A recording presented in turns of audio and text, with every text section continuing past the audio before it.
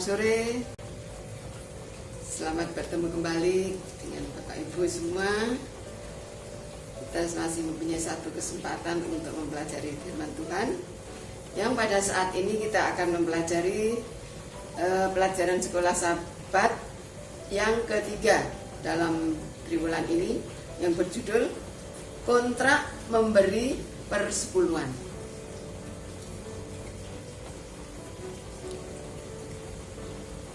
Kita berdoa dulu. Maha besar Allah Bapa kami dalam surga, Allah yang kami sembah, kami puji dan kami muliakan, Allah yang maha kasih. Bapa, terima kasih dan syukur kami panjatkan kehadirat-Mu. Kau telah menyertai kami semua sampai saat ini dengan tidak kurang satu apapun. Biarlah hari ini kami boleh mempelajari firman-Mu kembali melalui pelajaran sekolah Sabat. Dan kami percaya Roh Kudus Tuhan akan menolong kami, memberi pengertian kepada kami, bahkan menolong pada saat ini untuk menyampaikan pelajaran ini pada umat-umat Tuhan, sehingga kami merasakan satu sukacita hidup di dalam kebenaran Tuhan. Terima kasih Tuhan, kami serahkan acara ini dari awal pertengahan hingga akhirnya, biarlah semua menjadi berkat bagi kami semua. Ampuni semua dosa kesalahan kami. Semua ini kami mohon dalam nama Yesus, Tuhan dan Juru Selamat kami. Amin. Baik, kita akan kembali meringkaskan pelajaran sekolah Sabat yang ketiga ini, yang berjudul Kontrak Memberi Persepuluhan. Apa ini? Mari kita ikuti penjelasannya firman ini. Pelajaran ini, persembahan persepuluhan dituntut dari manusia tidak hanya pada waktu diberitahukan kepada Musa, tetapi sudah dianjurkan sejak zaman Adam. Persepuluhan dan Sabat bukan berasal dari orang Israel. Kita bisa membaca di dalam Kejadian 28 ayat 21 sampai 22.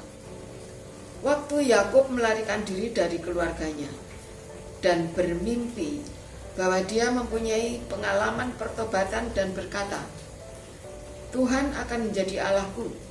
Dari segala sesuatu yang Engkau berikan kepadaku, akan selalu kupersembahkan 1/10 kepadamu. Persepuluhan adalah kudus dan milik Allah. Di manakah rumah perbendaharaan itu? Bendahara setempat lalu meneruskannya ke bendahara konferen daerah dan seterusnya, yang bertujuan untuk pengembangan gereja Masehi Advent hari ke-7 ke seluruh dunia, bukan kepada perorangan atau kepada pendeta. Walaupun di lain denominasi, persepuluhan diserahkan kepada gereja atau pendeta. Tujuan pemberian persepuluhan: yang pertama, pengembangan Injil. Yang kedua, biaya penginjil, yaitu termasuk pendeta, misionaris, penginjil, literatur, dan lain-lain di dalam melayani pekerjaan Tuhan. Dan yang ketiga, persepuluhan mengembangkan kepercayaan kepada Allah, pemeliharaannya, kuasa, dan kasih-Nya. Jadi persepuluhan, bila mana kita setia kepada persepuluhan, kita mengembangkan kepercayaan kepada Allah tentang pemeliharaannya, kuasanya, dan kasih-Nya.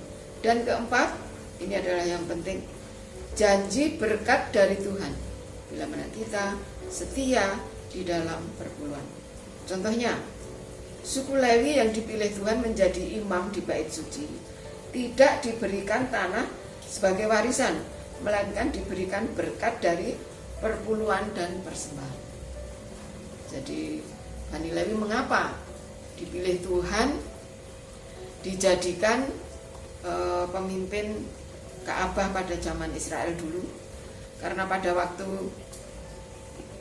Musa pergi naik ke gunung selama 40 hari, dan orang-orang Israel takut kalau Musa tidak kembali, akhirnya membuat patung lembu dan disembah, tetapi suku Lewi tidak ikut menyembah. Itulah sebabnya Tuhan memilih dia sebagai ketua atau pemimpin dalam bait suci. Memberi perpuluhan dari pendapatan kotor atau bersih. Allah tidak memaksa, terserah kepada iman kita masing-masing. Dan kita tidak boleh menghakimi satu dengan yang lain. Hanya Allah yang berhak memberikan kuasa memilih. Biarlah masing-masing sesuai dengan iman mereka dalam memberikan persepuluhan, yaitu mengenai iman kita, mengenai kepercayaan kita, mengenai kasih kita kepada Tuhan. Jadi Tuhan tidak memaksa, namun hanya Tuhan yang bisa mengetahui semuanya itu. Dan terakhir di sini pelajaran kita, sebuah perpuluhan yang jujur atau setia. 1, jumlahnya yaitu 1/10 atau 10%. Yang kedua, dibawa kepada perbendaharaan di mana pekerja Injil diberikan upah. Yang ketiga, menghormati Allah melalui bagian pertama dari pendapatan kita. Dan yang keempat, digunakan yang benar untuk menopang pelayanan kita. Tidak dapat dengan bebas menentukan perpuluhan kita sendiri. Dan 1/10 dan rumah perbendaharaan. Jadi intinya 1/10 milik Tuhan kita kembalikan dan diserahkan kepada perbendaharaan Tuhan, yaitu rumah ibadah Tuhan atau bendahara Tuhan.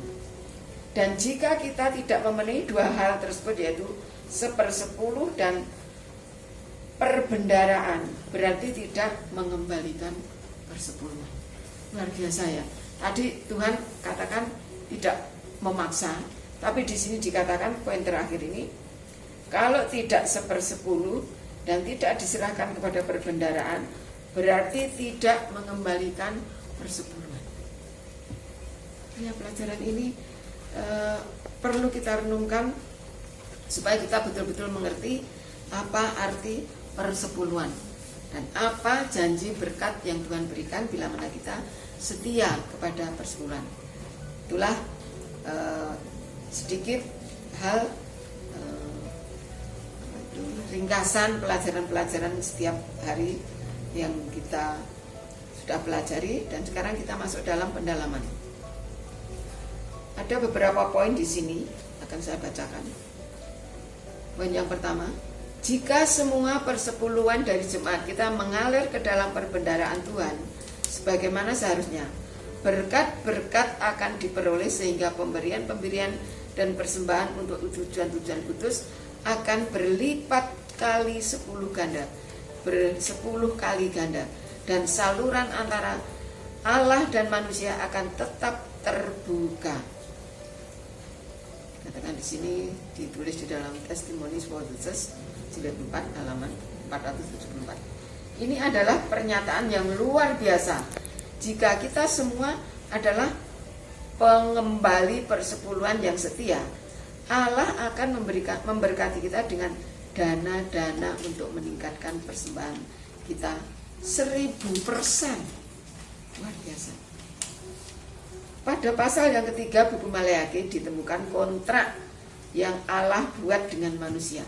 Di sini Tuhan merinci bagian yang akan dilakukannya ke atas mereka yang akan mengembalikan dengan setia persepuluhan dan persembahan kepadanya. Poin terakhir, semua harus mengingat bahwa tuntutan Allah kepada kita mendasari semua tuntutan yang lain. Dia memberi kepada kita dengan limpahnya, dan kontrak yang dia buat dengan manusia adalah 1/10 dan kepemilikannya akan dikembalikan kepada Allah. Tuhan dengan kasih-Nya mempercayakan kepada penata-layannya hartanya, tetapi mengenai 1/10 dia berkata, ini adalah milikku, sama seperti porsi yang telah diberikan oleh Allah kepada manusia. Demikianlah manusia mengembalikan kepada Allah dengan setia 1/10 dan dari semua miliknya. Pengaturan yang khusus ini dibuat oleh Yesus Kristus sendiri. Luar biasa. Jangan sembrono dengan persepuluhan. Karena di dunia ini hanya 3 yang suci: pernikahan, sabat, dan persepuluhan. Jadi persepuluhan itu milik Tuhan dan suci. Jangan sekali-kali kita milik untuk menggunakan sebagai keperluan kita. Itu sangat sederhana. Kalau iman kita kepada Tuhan kuat dan berdasarkan kebenaran firman Tuhan, Tuhan itu tidak mau diutangi. Tuhan tidak mau tidak memberkati kita sesuai dengan janjinya. Karena ini adalah janji Tuhan, makanya kita menuntut janji itu dengan cara setia kepadanya. Itulah sekedar mengenai persepuluhan dan persembahan yang bisa kita pelajari sampai pada saat ini. Kiranya itu boleh menguatkan iman kita, boleh menolong kita, dan Tuhan boleh memberkati kita semua. Amin.